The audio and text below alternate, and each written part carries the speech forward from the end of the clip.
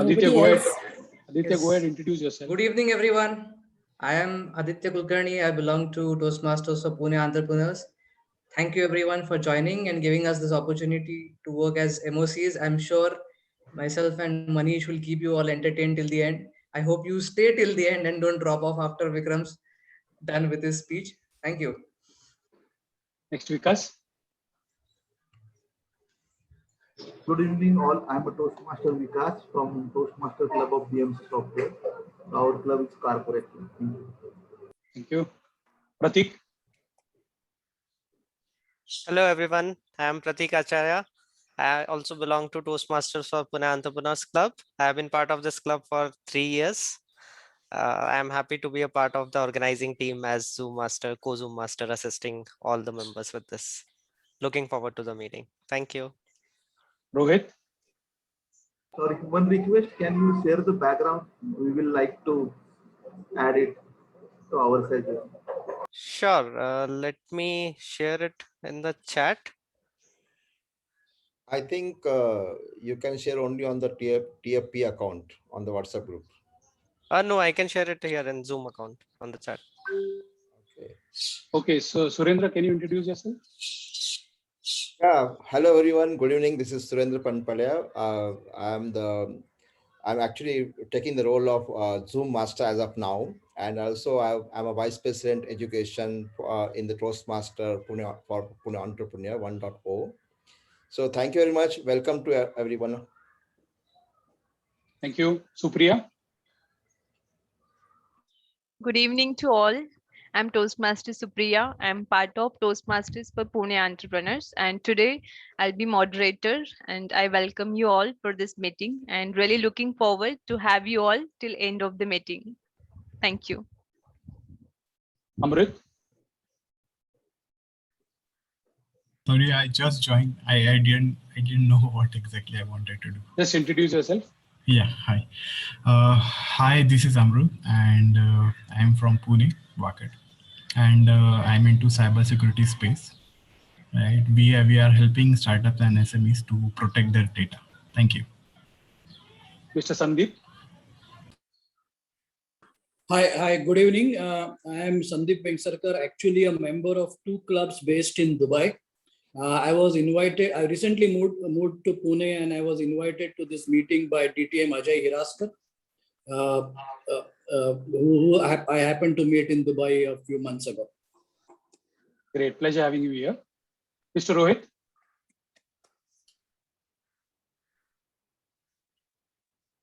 I'm Rohit from Express Book Service. I'm a guest of Sheetal. Thank you. Abhishek. Hello, good evening, people. This is Abhishek. I'm a part of Toastmasters for Pune Entrepreneurs Club. Recently joined and loving it. And again, this is the first milestone meeting, so looking forward for an amazing evening. Thank you. Thank you. Sanjay. Sanjay Mane.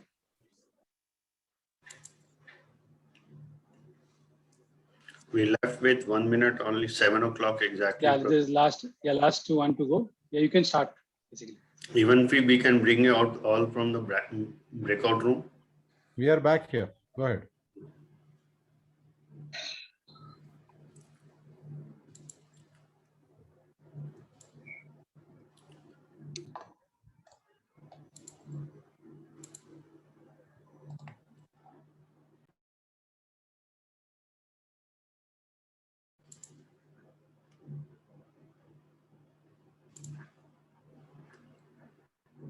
Aditya, you are there. Pratik, you can add Adityan's. Yes.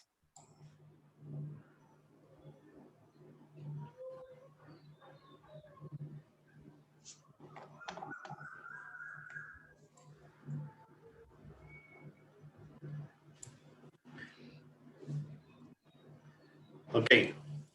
Toastmaster जैसा यार कहाँ कहाँ ऐसा याराना मेरी जिंदगी सवारी मुझको member बना के बैठा दिया फलक पे मुझे खाक से उठा के टोस्टमास्टर तेरी यारी को मैंने तो खुदा माना, याद करेगी दुनिया, तेरा मेरा अफसाना.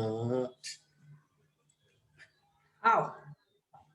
Hey, can't you see and walk?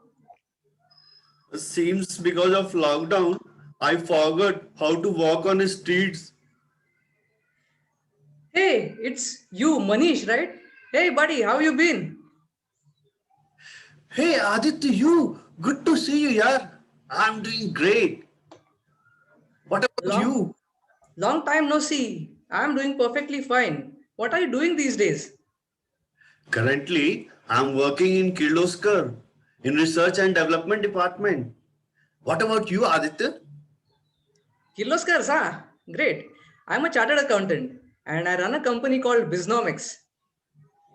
Great, Aditya, great. So, Manish, what was it that you were singing right now? I was singing about Toastmaster. It has transformed my life. Yeah. Toastmasters. What is Toastmasters? You don't know Toastmaster? Toastmaster is an international non-profit educational organization. It's a platform to develop public speaking and leadership skill. It has a worldwide network of clubs founded in long back 1924, and it has grown up to 143 countries across the worldwide. Today, we have 16,400 clubs, 3 lakhs 50,000 members. In Pune itself, we have 80 clubs, and I belongs to Toastmaster for Pune Entrepreneur. Wow, Toastmasters looks like a truly an international organization and over 80 clubs in Pune. Then tell me, Yeah, Manish, what is so special about your club, Toastmasters for Pune Entrepreneurs? I'm happy to tell you, Toastmaster for Pune Entrepreneur was formed by the entrepreneur across the Pune with a special focus on developing communication and leadership skills for startup founders, entrepreneurs, and aspiring entrepreneurs like me. Aditya, today is your lucky day. Today is a glorious moment for our club. We are celebrating 225th milestone meeting. Wow, 225th milestone meeting, huh?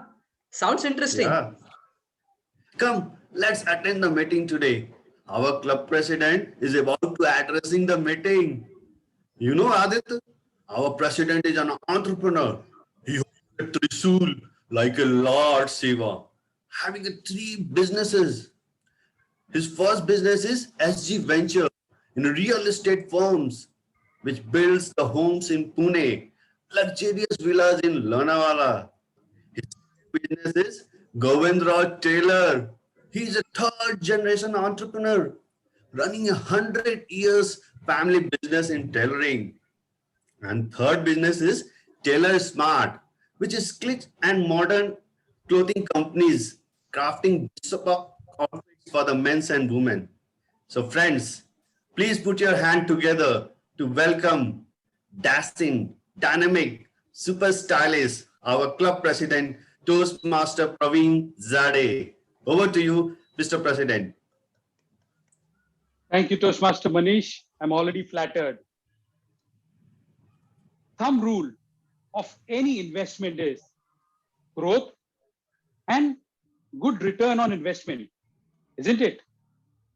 And when you spend or invest any time in Toastmasters, you ensure one thing, and that is a personal growth. And that in itself is a good return on investment, isn't it? Those who have joined today, I consider them as wise investors because you have chosen the right place and the right moment. Friends, this is a very important evening for us. And to begin with, I would like to share respected district director, club growth director, division director, area directors, presidents of various clubs, distinguished Toastmasters, and my dear guests, a warm good evening to all. And I would like to welcome you all for this grand event of Entrepreneurs Connect. For the benefit of guests, let me say that Toastmasters for Pune Entrepreneurs Club was chartered in the year 2017. In these 4 years, this club has seen a fantastic growth. From a handful of chartered members, it has mushroomed and branched into 8 clubs across India. This club has changed many lives. Ordinary speakers have gone on to become great orators. There's also been a meteoric rise in members' public speaking ability. Our club has given 1 district director, 1 district officer, 1 division director, and 3 area directors. Our club has also bagged a hat trick of President's Distinguished Club Award. And with a stellar performance, this club is all raring to go. And we, with the persistence of hard work and great efforts from all the members, we are on the threshold of completing a milestone meeting, that is 225th. So it's a great celebration time for us. Among us, we have someone who's an entrepreneur and a teacher for 32 years. She is a passionate Toastmaster for 14 years. She has served as a club and a district officer for 10 years. She is one person who's always there welcoming to befriend and meet people and advise. She is a motivational speaker and a die-hard Toastmaster. Please put your hands together and welcome our District Director, DTM, Distinguished Toastmaster, Mukta Nadkar. The screen is all yours, ma'am. Thank you so much, Praveen. That is more than I ever expected in an introduction. Thank you so much. Good evening to all the district officers, distinguished Toastmasters, and our guests for this evening, Dr. Anil Lamba and Vikram Sathaye. It is a wonderful occasion to be here. I remember Entrepreneurs Club starting in 2017, and I was then a chartered member. I am no longer with the club, but my best wishes are always with you, and especially today on the 225th meeting of this club and this wonderful occasion. As entrepreneurs, you all have great dreams and hopes, not only for in your own personal lives, but also to the community and now to the Toastmasters fraternity. This year, my theme for the year as district director is strong, sustainable, and successful. And I think this applies to each one of us, whether it be in our personal lives, where we really need to be strong in this current situation, for our families, for our extended families, for the Toastmasters community, and for our workplace. We really need to be strong in values, in our attitudes, because that is what is going to keep us going. We also need to focus on sustainability, because if we are not there, we will fall apart. Again, this applies not only to our personal lives, but definitely to our business, where we have to have a model where we are sustainable. And should we have this strength of character, of attitude, and maintain that sustainability, we will definitely be successful. And once again, this success is transcended into our personal lives, our professional lives, and into our Toastmasters community. So I wish each one of you a wonderful year all around you. I mean, whether it be with your families, whether it be in your businesses, stay strong, stay sustainable, and I hope you are all successful. It is my real privilege and pleasure to be with each one of you today. And thank you so much, Praveen, for inviting me. I now hand back to you, Mr. President. Thank you, District Director, for your wise words. We'll always remember the 3S: strong, sustainable, and successful. Thank you. Now let's begin with the program. But before we do that, can we have a small exercise? Can you all see this? Now this is a glass of water, which is almost full. Even if I try to pour in, there's only little space. So what I do, consider this as your minds. I know everyone is preoccupied. They've got a lot of things in their mind. So can we just empty it like this? Then you have a mind which is empty, which is ready to absorb. This program is designed to enrich your experience. May you all have a wonderful evening. And now I would like to call our MOCs to take the meeting ahead. Thank you. And over to you, Toastmaster Manish and Toastmaster Aditya. Thank you, Mr. President. Wow, what an exponential growth of the club. It seems like a startup that's scaling up rapidly. Manish, it was great to know about your club from the president. I'd met Himanshu a couple of days back, and he had told me that you had joined some secret club. Is this the same club that he was talking about? Hey, be careful what you say. If my wife hear about it, it will be trouble for me. She already say, I'm unable to figure out whether you are employee of a Toastmaster of Pune entrepreneur or a Kirloskar. I'm not a part of any secret club, okay? I hope she heard this clearly. Manish, I was joking. On a serious note, tell me, as a finance professional, how can Toastmasters for Pune entrepreneurs help me or add value to my life? Aditya, what a coincidence. We have invited a well-known keynote speaker today. Let me introduce him. The keynote speaker, he is a financial literacy activist and an international corporate trainer. He is a practicing chartered accountant and holds degrees in commerce, law, and in taxation. His training programs are held internationally with a client list exceeding 3,000 large and medium-sized corporations. These are spread across several countries, including India, US, Europe, Russia, Africa, the Middle East, and the Far East. With over 2 decades of experience in training and consulting, he has created and developed 2 series of training videos. First one, Figure Out the World of Figures. Second, Anil Lamba on Finance, and has done pioneering work in distance and education e-learning. He is also a best-selling author of the book, Romancing the Balance Sheet. Most of us imagine having a romance, but this speaker has a romance with finance, which inspires him to write a number of books like Flirting with Stocks, Eye on the Bottom Line, Financial Affairs of the Common Man.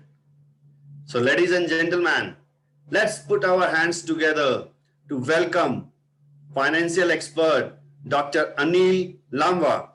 Over to you, sir. Stage is all yours. Thank you, Manish. Thank you so much. Great pleasure to be here. I need to share my screen. So is it available to me? Can I try direct? Yeah.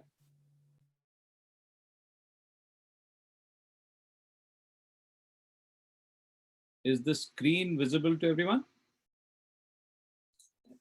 Audio is also clear, right? Yes. Yes. Okay, so good evening, everybody.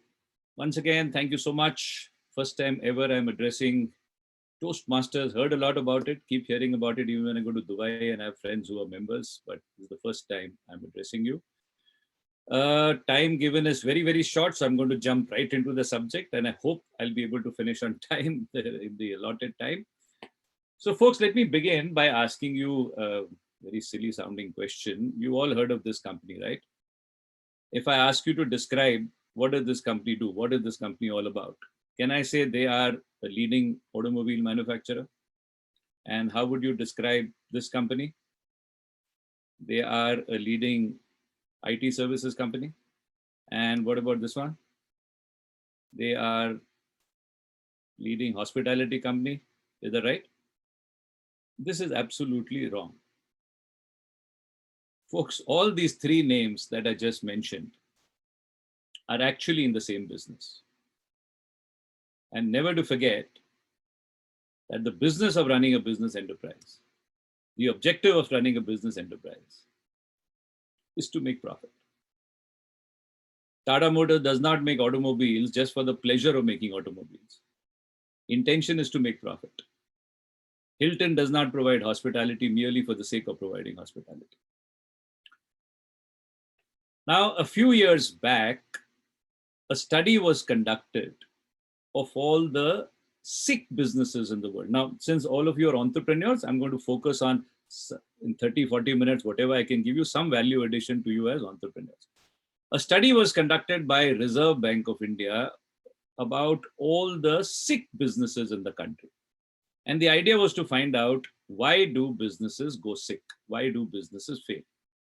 You see, if we do some brainstorming amongst ourselves, why do you think businesses fail? We are all aware that India started a globalization, liberalization program with effect from 1991. Dr. Manmohan Singh, Narasimha Rao together started the process. Prior to 91, we were not that open as a country. Consequently, there was limited competition. And therefore, even mediocre companies were managing to survive. Post 91, when the government opened up its doors, foreign players came in. These foreign players probably had the latest technology at their disposal. Do you think it is possible that in the post 91 era, some domestic players must have found, now compared to the technology owned by these new guys, their technology was out of date and they didn't have the money to buy new technology? Some companies may have become technologically obsolete. So do you think technological obsolescence could have been responsible for a certain portion of sickness in industry? Is that possible? There could be second category of entrepreneurs who technology-wise were as good as anybody else. The problem was not the ability to make, but their weakness was they knew how to make, but they didn't know how to sell. So do you think marketing inefficiency can lead to sickness? There could be a third category of entrepreneurs who knew how to make, who knew how to sell, but their misfortune was they had a very militant and unreasonable trade union, which went on extended periods of strike. For months, production came to a halt. So do you think labor problems can lead to sickness? Folks, Reserve Bank of India conducted a study of all the sick businesses in the country, and their study has found that out of all the sick businesses, over 95% were not sick due to any of these three reasons. That means all these reasons plus some more put together were responsible for not even 5% of business failure. And over 95% businesses had failed due to one reason, and that is financial mismanagement. And I gave you Indian statistics, but my statistics applies all over the world. It is an established fact that in the world, out of every 10 businesses that shut down, more than 9 shut down because of bad finance management. And recent history has told us not only companies have shut down, entire countries and economies have shut down due to bad finance management. The entire subprime crisis of the United States can be attributed solely to bad finance management. Right now, as we speak, there are countries in Europe, Greece, Portugal, Spain, Italy, that are suffering the consequences of bad finance management. But what does it mean? What does it mean when I say 90 to 95% businesses fail due to bad finance management? You know, if I meet an entrepreneur and the person says, my business shut down, I got into trouble, my business failed. Why? I became technologically obsolete. I don't understand how to blame that person. This poor guy suddenly finds in front of him a giant has cropped up as a competitor. This giant is miles ahead in technology. Compared to this new competitor, this poor guy's technology is out of date and he doesn't have money to buy new technology. How can you blame him? If somebody comes to me and says, my business failed because of labor problems, sympathies go out to him. How do you blame him? But when anybody says, I failed, my business failed because of financial mismanagement, according to me, the entire blame lies on his shoulders. Now, why did he go sick? What does it mean, companies going sick due to financial mismanagement? Why does it happen? You know, if I asked all of you right now, if we had the pleasure of seeing you in a room right now physically, and I'd ask you to raise your hands and tell me how many of you are non-finance people, most hands would have gone up. And then my answer would have been absolutely wrong, Mukta. Nobody is a non-finance person. Now, the problem is, in fact, you are those who call themselves non-finance are the real finance people. The production guys, the marketing guys, the sales guys, the HR people who call themselves finance people, they are the ones sitting in the finance department. But are you aware very, very little finance management happens in the finance department? By the time the finance department comes into the picture, the good or the damage is already done. When the purchase manager buys on the wrong quantity or the wrong pricing or on the wrong terms, and the production guy schedules his production wrongly, or the HR person's hiring is not effective enough, or the numbers hired are not right, or the compensation package is not right, each of these is examples of bad finance management. And when financial decision making is happening, the so-called finance man is never in the picture. What I'm trying to tell you is the people who call themselves non-finance are the ones whose actions generate profit for the organization. And the people who call themselves finance, which I'm one of them, they are the ones who do a post-mortem later on and tell you whether the organization has made a profit or not. They don't generate profit, they calculate the profit. So my question is, what should you call as finance management? Should you call the action that generate profit as finance, or should you call the action that calculate profit as finance? Is the generation.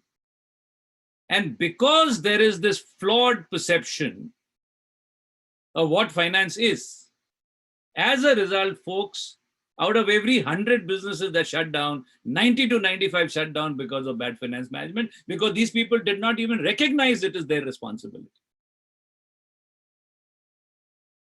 So when I go on and on like this, that you know how important finance management is, what a price financial ignorance extracts.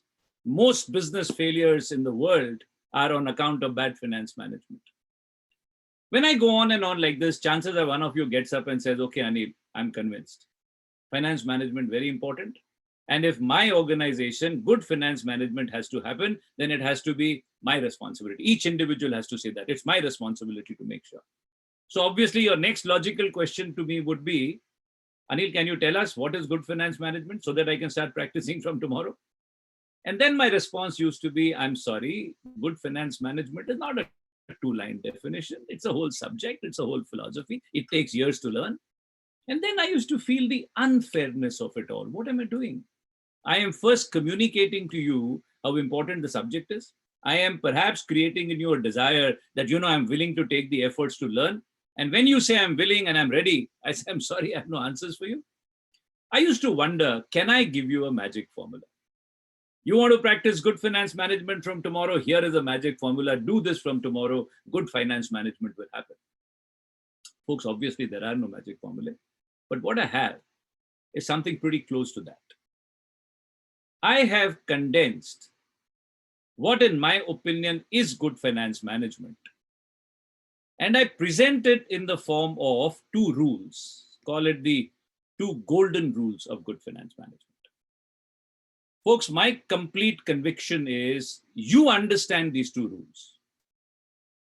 You internalize these two rules. If you will promise me never to violate these two rules, I will promise you most problems that organizations face on account of bad finance management, you will not. Now, folks, today I'm going to at best be able to introduce these two rules to you, but each rule deserves an hour and a half of discussion thereafter, which obviously we will not be able to do. But I'm going to leave you with these two rules today.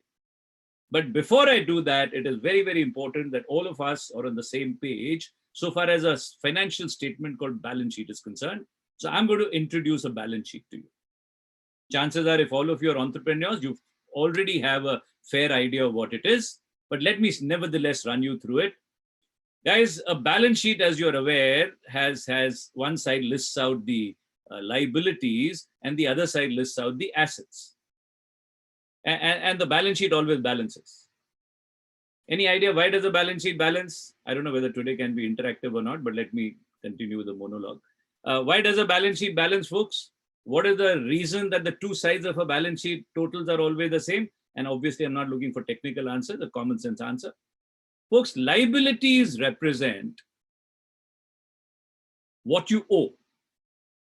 And why do you owe that money? Because you must have borrowed. If I come to Praveen and I say, Praveen, give me a loan of 10,000 rupees, only then in my balance sheet I will write that I owe Praveen 10,000 rupees. So folks, liabilities indicate where the money had come from. Liabilities indicate sources of money. What are assets? Assets represent what you own. And how did you get to own them? You must have spent the money and acquired those assets. So assets tell you what you did with the money, uses of money.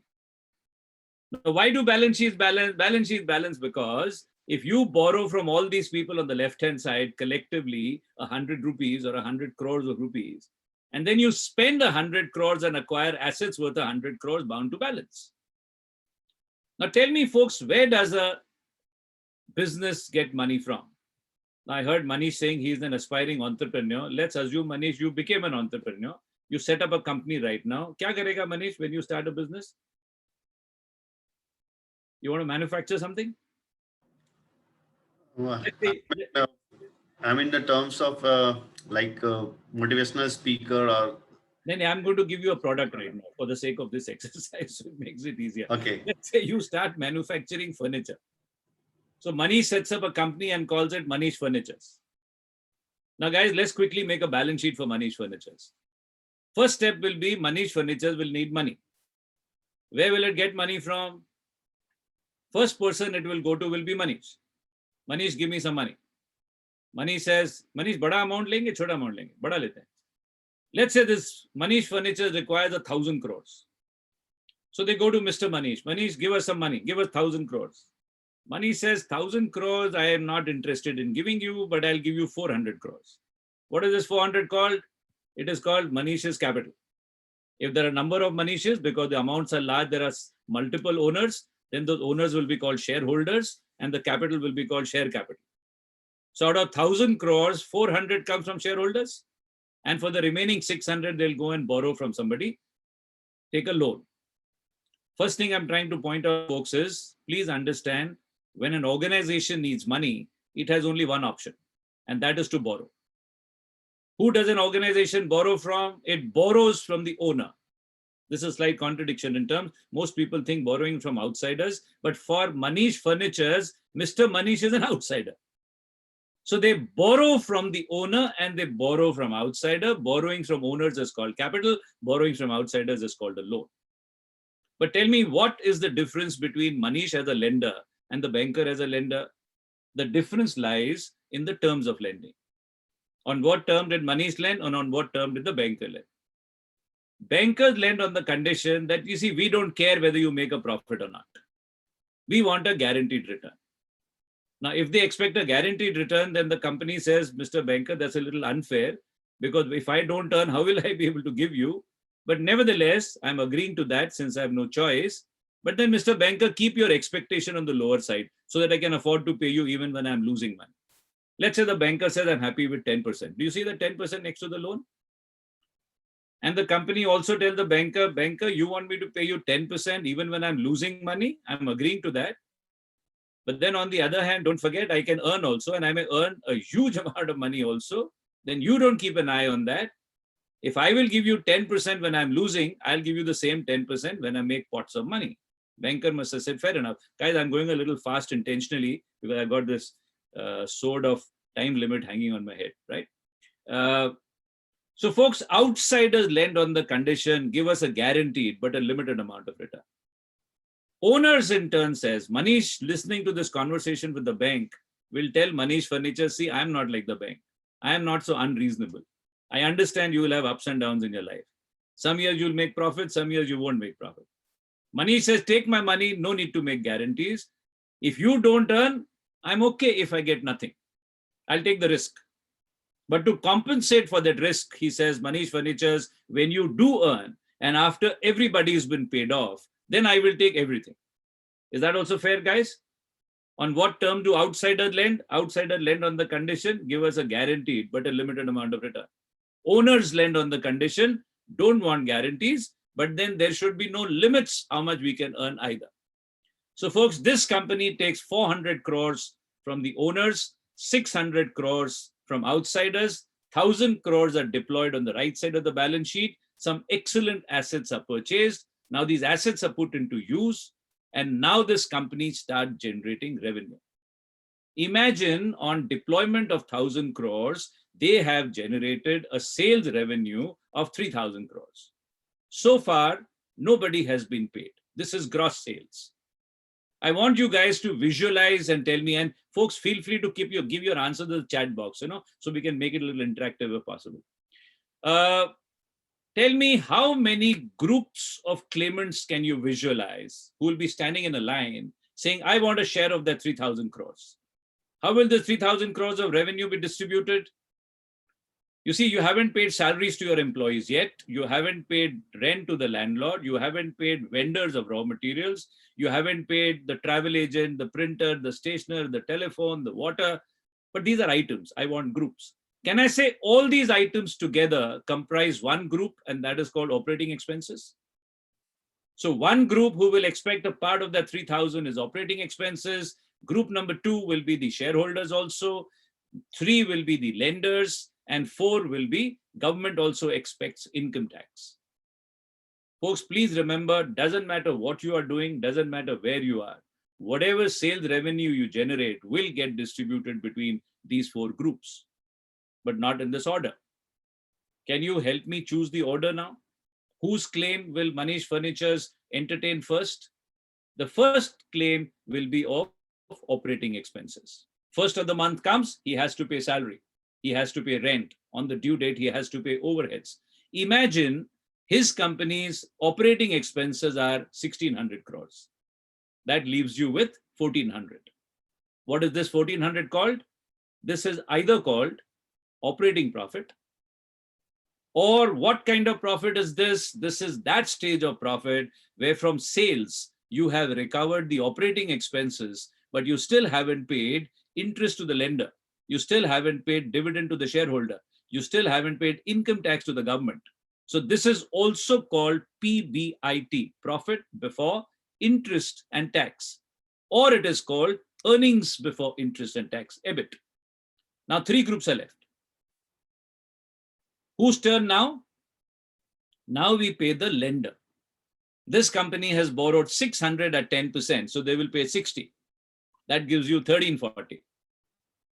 This will now be called from profit before interest and tax. Interest has been paid. Correct, Sripad? Interest has been paid. So this is now called profit before tax. Now 2 people are left, shareholders and government. Now we pay the government. Correct, Sripad? Imagine you pay your income tax works out to 340.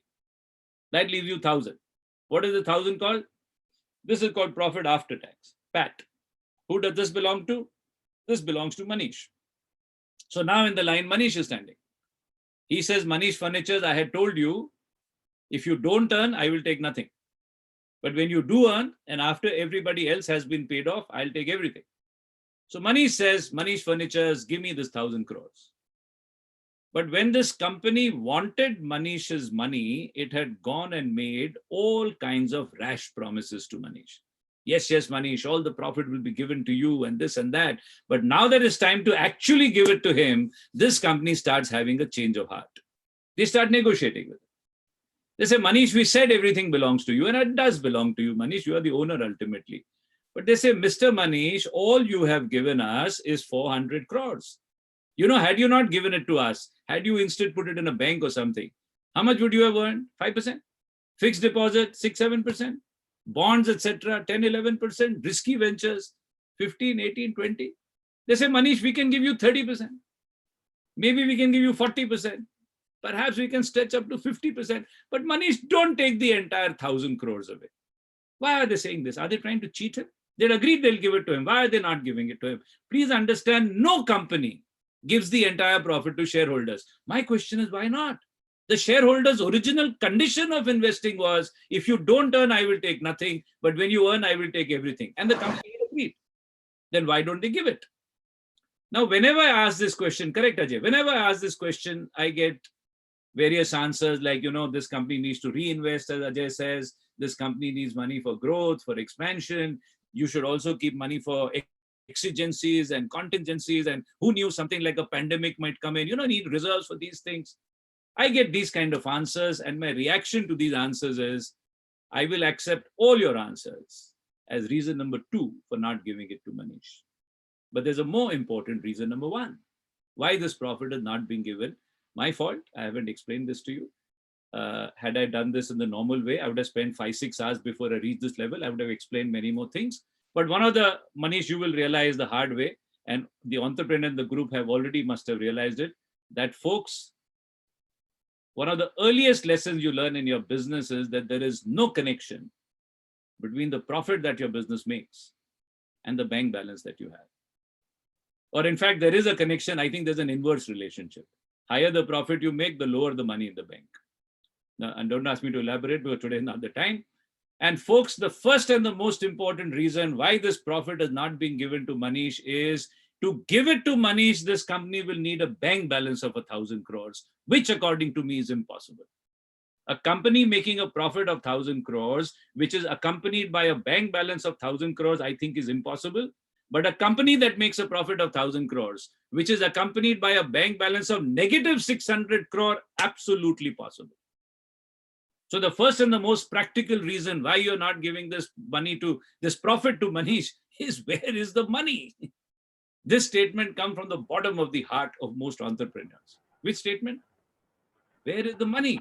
Accountants tell us so much turnover, so much profit. In the bank, I don't have money to pay salary for this month.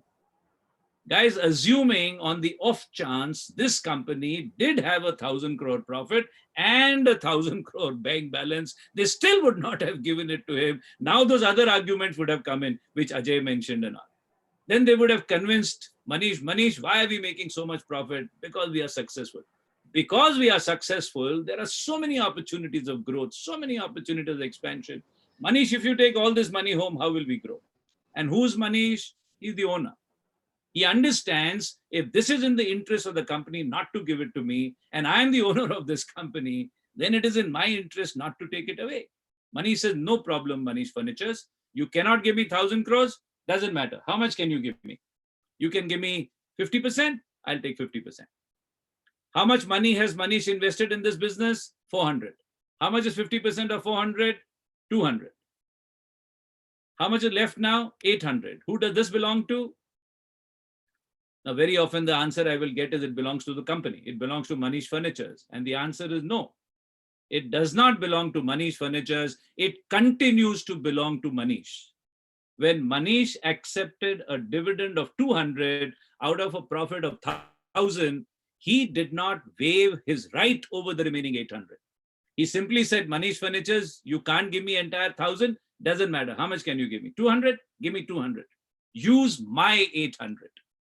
So tell me, till yesterday, how much money did this company owe Manish? 400. Today, how much money does this company owe Manish? Original 400 they still owe. And now they owe him another 800. Therefore, this is the reason the undistributed profit is also shown as a liability. Many non-finance people don't understand, how can profit be a liability? Natural reaction is it should be an asset or something. Answer is, this belongs to him. And if you don't give him, you owe it to him. And together now, Manish's net worth in this company is 1,200. So this company, guys, remember I asked you, why does a balance sheet balance? We said one side represents sources, other side represents users. I was trying to prove to you. Does the left-hand side represent sources? What is the first source? Capital. First item, capital. Does it represent a source? Yes. Who gave it to you? Manish. Second item, reserves. Is that a source? Yes. Who gave it to you? Manish. In the first case, he gave physically in cash. In the second case, he gave by leaving behind the profit. The third item, is that a source? Yes. Who gave it to you? Some banker, some outsider. But guys, organizations not only go to banks and borrow money, they also go to vendors and say, supply me goods and services, I'll pay you next month. Those items also appear over here. Is that a source? Yes. What's the difference between the third source and the fourth source? The third item is when a banker gave you a loan in cash. The fourth item is when the vendor gave you a loan in kind. Instead of giving you money, they gave you goods and services. Do you now recognize the left-hand side of the balance sheet to be merely a collection of sources? But the most important question is, why is this company borrowing all this money? Do you think this is a random collection of sources, or must it be as per a design? It better be as per a design. But it's not funny how often it is not. And such companies sow the seeds of sickness even before the companies have taken off. What will Manish do with this money? A sizable chunk he will use to buy infrastructure. He wants to make furniture, so he will buy land, building, plant, machinery. Those items appear in your balance sheet under a heading called fixed assets. Let Manish invest sizable proportion of money on the acquisition of infrastructure, but he better make sure that he does not exhaust his resources in the process of creating infrastructure alone. He has to make sure once infrastructure is created, he should have more money. Why? He will now require a continuous supply of something known as working capital. Why does he need working capital? Folks, once he has bought land, building, plant, machinery, he will also have to invest money on buying and maintaining a certain amount of inventory so that the day a customer walks in, he can commence production. And since income doesn't come every day, even if he gets a large order, he might need 2, 3, 4 months to execute the order. But in the meantime, day-to-day expenses have to go on. So he got to hold on to sufficient amounts of cash in hand. And folks, a harsh reality of business is at great cost, Manish may make this product for a customer who gave him an order and then go and tell the customer your product is ready for delivery. And customer says, please send it to me. And when Manish says, can I have my check? The customer says, okay, come 60 days later and collect your check. Even on delivery, he may not get paid, and you need more financial muscle power to be able to invest in your customer also. Guys, I'm sorry for this really rushed up introduction to a balance sheet, but is it making sense? One side tells you where the money has come from, other side tells you where the money has gone. Money comes from two sources, owners and outsiders. Both give you in two ways, direct and indirect. Money in any business goes into two avenues. It goes towards creation of infrastructure. It goes towards supply of working capital. Working capital has three components. Number one, inventory. Number two, cash and bank balances. Number three, debtors. Is everyone okay with this? Because to give you my two rules, it was important we were all on the same page so far as this is concerned.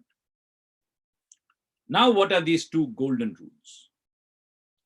So folks, if this is the balance sheet we have in front of us, left side telling us where the money has come from, right side telling us what you did with the money. Folks, my apologies. These rules, I'm only giving you introductions to discuss. Like I said, we need hour and a half per rule, so another 3 hours. But I'll still leave you with enough food for thought for today. I repeat, if you do not understand anything about finance management except these two rules, you will still be able to avoid most financial mismanagement pitfalls. These are not standard rules. These are my rules. But bring me any sick company's balance sheet and I will show you which of the two rules was violated. And had they not violated the two rules, they would not be sick. First rule says, folks, if the left-hand side of the balance sheet, I keep looking at my watch every now and then to make sure I'm on time or on schedule. First rule says, if the left-hand side of the balance sheet represents sources and right-hand side represents users, you must never, ever forget, always remember that out of all the sources appearing on the left-hand side, none are free. Money is not free. Sources come at a cost. You might say, okay, so what? So what if sources come at a cost? Because what did you do with these sources? You deployed them on the right-hand side. What did you do with this money? You acquired for yourselves some fantastic assets. And what kind of assets are those? Hopefully, those are productive assets. So folks, if sources of money appearing on the left side of the balance sheet have a cost attached to them, then the utilization of money appearing on the right side of the balance sheet have an ability to earn associated with them. And the first fundamental common sense rule of good finance management says, you should never ever invest your money without ensuring that what you will earn through the deployment of money on the right-hand side is at least equal to, preferably greater than, the corresponding cost of sources on the left-hand side. Guys, what does the rule say? Rule says you must recognize that the left-hand side of the balance sheet has a cost, and the right-hand side of the balance sheet possesses an ability to earn. When should you invest your money in any business? Only after ensuring that what you can earn from the right-hand side is either equal to or greater than the cost of the left-hand side. Now, folks, on the one hand, this is such an elementary rule that to understand this rule, you do not even need to be literate. I think even illiterates understand this. What do I mean by that? Let's say you catch an illiterate fellow. Tell him in that corner, there's a money lender shop. Will you go to that money lender and borrow 10,000 rupees? This illiterate man goes to the money lender, borrows 10,000. But the money lender says, Mr. Borrower, I'm going to charge you 15% interest. Now, the moment this illiterate person walks out of the money lender's shop, you intercept him. Tell him, give this 10,000 to me, and I will give you 10%. What answer will you get? No. This illiterate man understands. No. Why not? Now, he's not going to use this language. But he's saying, I can't give it to you because what you offered to me, he's effectively saying, is violating golden rule number 1. What was golden rule number 1? It said, please understand what your money costs you. And then when you deploy it, make sure you don't do it unless you can earn a return which is equal to or greater than the cost of capital. So folks, on the one hand, I've told you this is the golden rule of good finance management. On the other hand, I've told you even illiterates understand. Your natural reaction will be, then Anil, why are you calling it a golden rule if everybody already understands? Ladies and gentlemen, you will be amazed. You will be amazed what an illiterate person will not do, how many large corporations there are that are guilty of doing. I'm afraid if I had time to quiz all of you, right now amongst the people listening, many of you might be guilty about doing it right now, and you may not even know it. I don't have time to elaborate on this statement of mine, but all I want to tell you is, I've been talking about this for too many years, but recently I was reading an article. You might have heard of a company called Bain, an American company, is there in Bangalore also. Bain Research, Bain Software, Bain, multiple. One of the owners is Mitt Romney, who was a Republican politician in America. I was reading a report by Bain and Company that Bain and Company research has found that in the US, 9 out of 10 businesses routinely fail to earn even the cost of capital invested in them. What does it mean? It means where the illiterate fellow said no, 9 out of 10 in US would have said yes. And if that's the case in US, you can imagine what must be the case over here. So folks, you went to this illiterate fellow, you said, give me that 10,000, I will give you 10%. What did that illiterate fellow say? No. Why not? I'm paying 15. How can I give it to you at 10? Let's say you tell him, all right, I understand. You're paying 15. I'll be happy to offer you 20%. Can he give it to you now? Is this investment opportunity satisfying rule number 1? Yes. But he may still not give it to you. Why will he now not give it to you? He may not give it to you if this investment opportunity, which is satisfying rule number 1, is perhaps not satisfying rule number 2, which I haven't yet told you. In fact, rule number 2, I want you guys to draft it yourselves. I'm going to give you the situation, you tell me the rule. When this illiterate person went to the money lender, I want to borrow 10,000. Money lender said, all right, but I will charge you 15% interest. And the money lender said, Mr. Borrower, one more condition. Make sure you return this money within the next 1 month. You went to him, you said, give it to me and I'll pay you 20%. And I will return the money after 2 months. Can he give it to you now? Answer is no. Here's an investment opportunity which is satisfying rule number 1, but fails to satisfy rule number 2, and therefore still should not be taken up. Can anyone help me put this rule into words? Value of money, Nikita, was the first one. What is the second rule now? Second rule says, guys, since I'm short of time, I'm continuing, not waiting for you to answer. Second rule says, also don't forget. First word I tell you not to forget, money is not free. Second rule says, also don't forget, none of these sources on the left-hand side are gifts. Under what heading do we show them in a balance sheet? We show them under a heading called liability. What does it mean? It means every person who has given you the money today is the same person who will be standing outside your door tomorrow saying, I want my money back. But folks, you took this money and deployed it on the right-hand side. But the guys on the left-hand side are going to come asking for it back sometime or the other. So how will you give it back?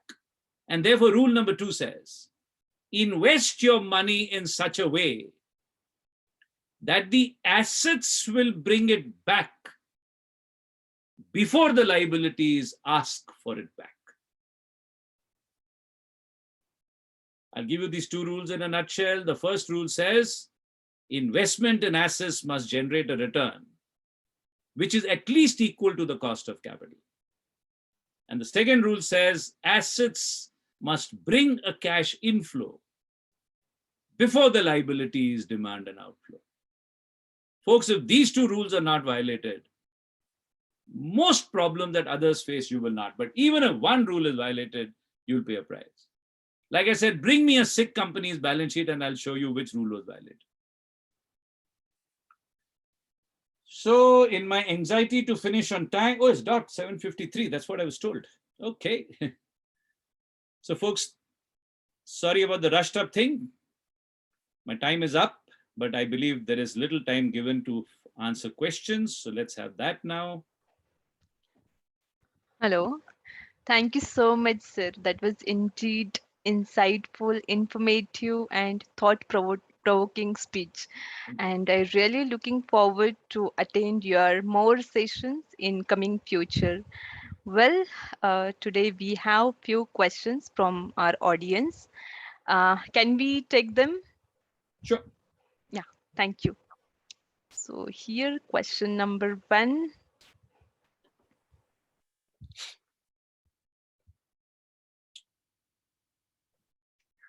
How did you come across these 2 golden rules?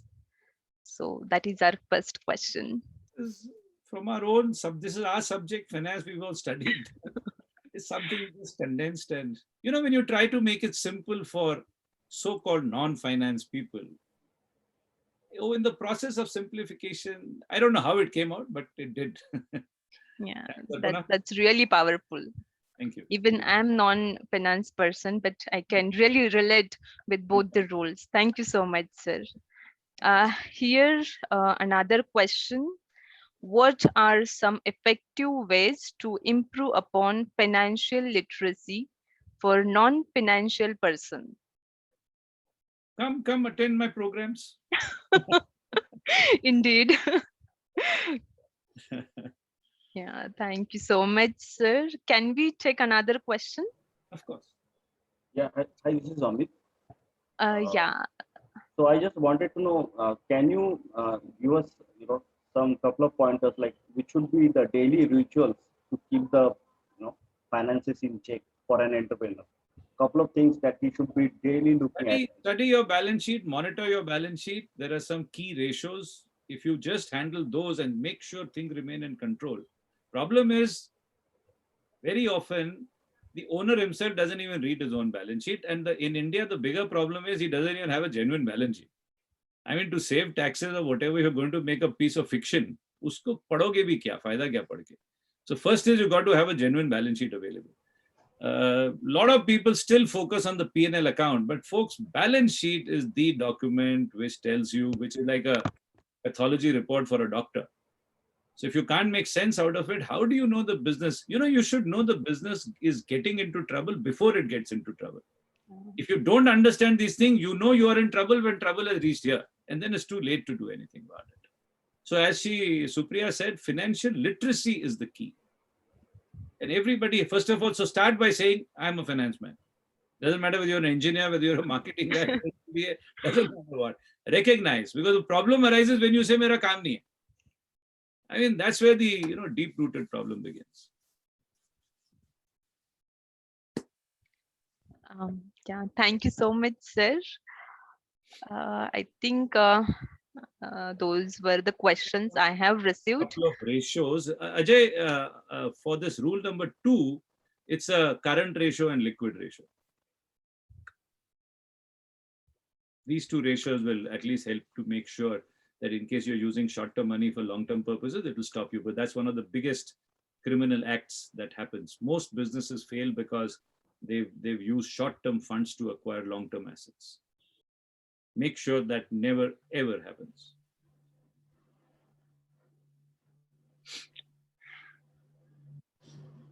Yeah, thank you so much, sir. I think those were the questions we were having today, and it was indeed great privilege and pleasure to listen you. Thank you so much, sir. Thank you. Thank you very much. Thanks a Yeah. lot.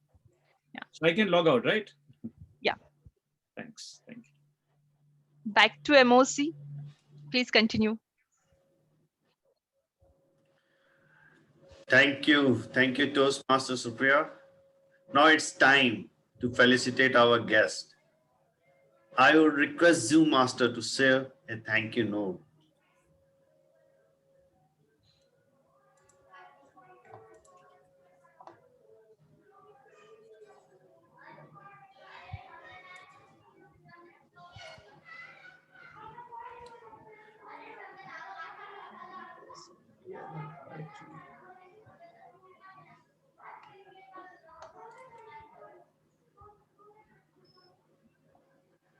Thank you, Toastmaster Pratik.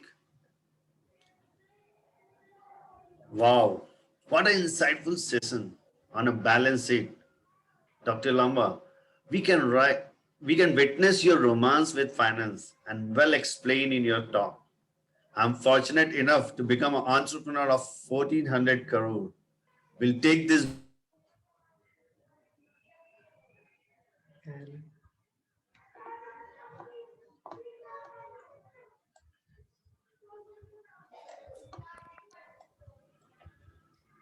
Wow. audible.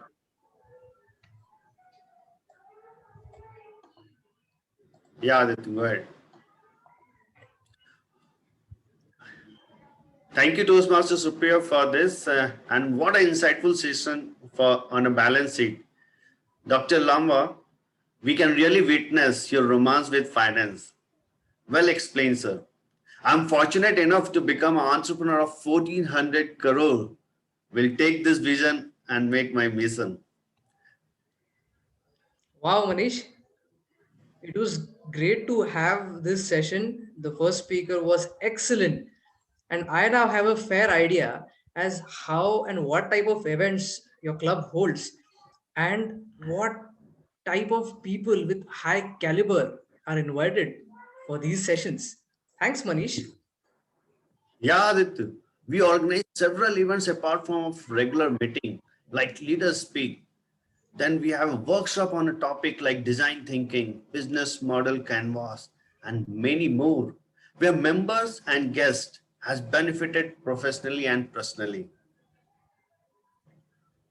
Wow. Manish, I am more intrigued now. And now I want you to share your personal experience as how have you developed personally as well as professionally by participating in Toastmasters. Aditya, I remember before joining Toastmaster, I was an introvert. Talking with new person Throughout my life, Thank you very much, Manish. I am looking forward what's next in this meeting. I'm hyper excited now. Just wait and watch. Now it's time to call upon our club president to take this event to the further. Over to you, Mr. President, Toastmaster Praveen Zade. Ayla, did you see how the two speakers delivered? Hey, Ajit, the first speaker completely bowled us. And we are going to definitely see our balance sheets. Am I right, all the entrepreneurs? And don't cook the books. There was a good 2 balls which he gave as a full toss. That is the 2 golden rules. And only I can play the way I would play. Friends, my father always said, in Marathi it is, Vachal tar Vachal. It means if you read, learn, only then will you survive.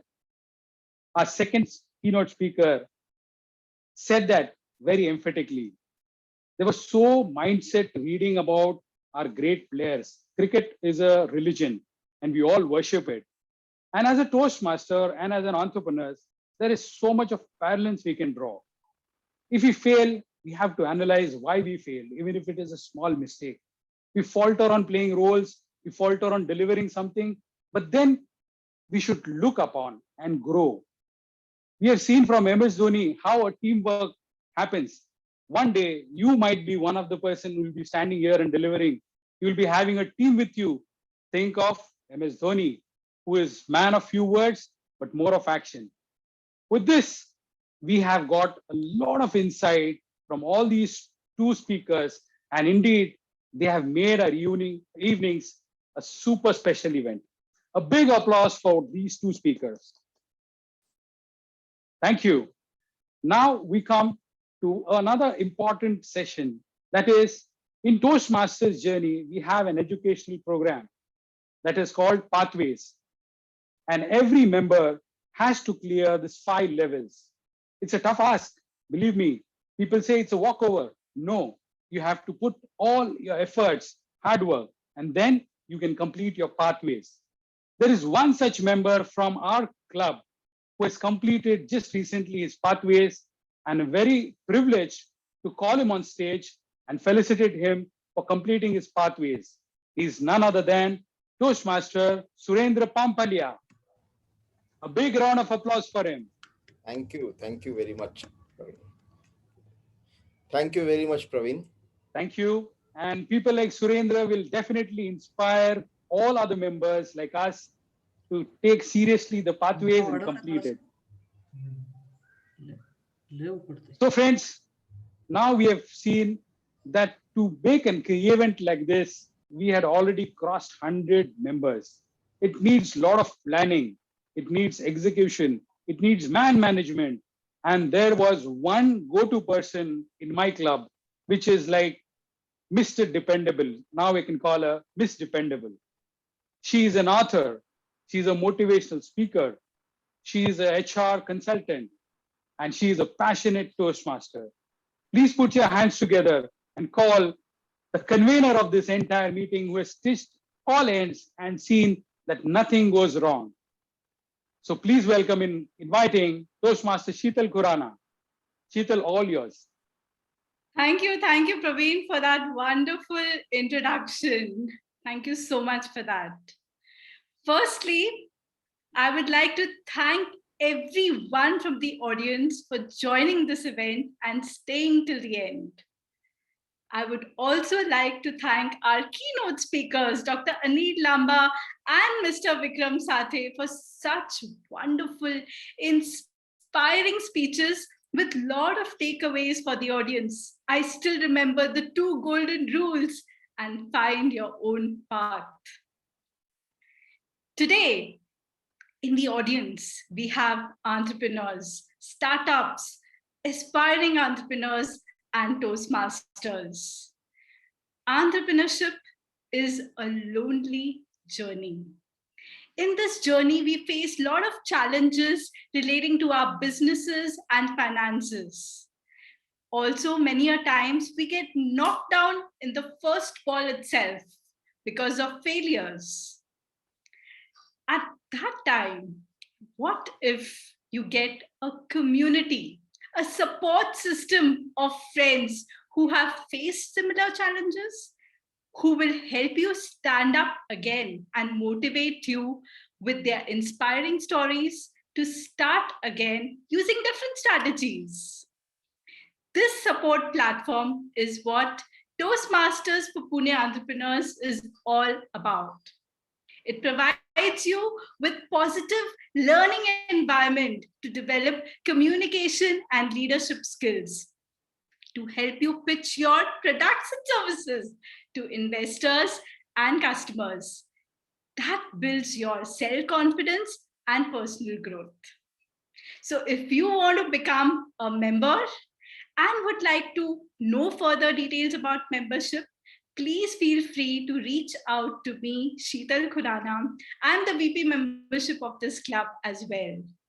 I would request Toastmaster Pratik to screen share my details and our president Toastmaster Praveen's details to let everyone make a note of it. So I will give you some moments to make a quick note of our details and get in touch with us for membership purpose.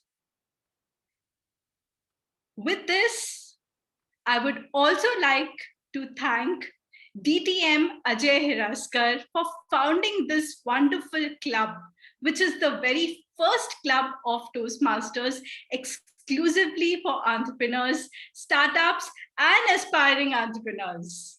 A big, big thank you to you. It's now time to thank my team, who has worked very hard to make this event a huge success. Praveen, Pratik, can you please show the slide? Yes. So here, I would like to thank the very first person, Toastmaster Praveen, for initiating this event and helping me throughout this journey in making this event a grand success. Thank you, Toastmaster Praveen. Thank you, Toastmaster Pratik. Toastmaster Surendra for handling the operations part. I think, guys, you were the backbone of this event. Thank you, Toastmaster Swati, Toastmaster Surendra, and Toastmaster Himanshu for handling the PR of this event. It helped us reach a major and a larger audience. Thank you to our star master of ceremonies, Toastmaster Manish and Toastmaster Aditya, for hosting this event with full energy and confidence. And thank you, Toastmaster Supriya, for your role as a moderator. We almost reached 225 registrations. What a wonderful figure to hit. Thank you everyone who registered and the audience who have come here and joined us till the end. And with that, thank you, Toastmaster Anurag Pathak, for introducing such a wonderful speaker like Mr. Vikram Sathaye to us. I think it's one of the most memorable speeches that will stay with us in a long time. And thank you, DTM Mukta Nadkar, for wonderful beginning and a wonderful speech. And thanks to all the district officers for joining this event. We have also someone who has helped us reach out to a lot of entrepreneurs, startups, and aspiring entrepreneurs in Pune through SMS and WhatsApp. Pratik, can you please show this screen share? That's none other than Toastmaster Shrikant Lohia. I would like to thank him for his efforts in reaching out to entrepreneurs in Pune through SMS and WhatsApp. He is an entrepreneur, WhatsApp social media specialist, having 10 years of IT experience. You can reach out to him if you need any help. With this, in interest of time, I would like to now announce this event as closed. We can now have an informal discussion and a feedback, of course, from all the senior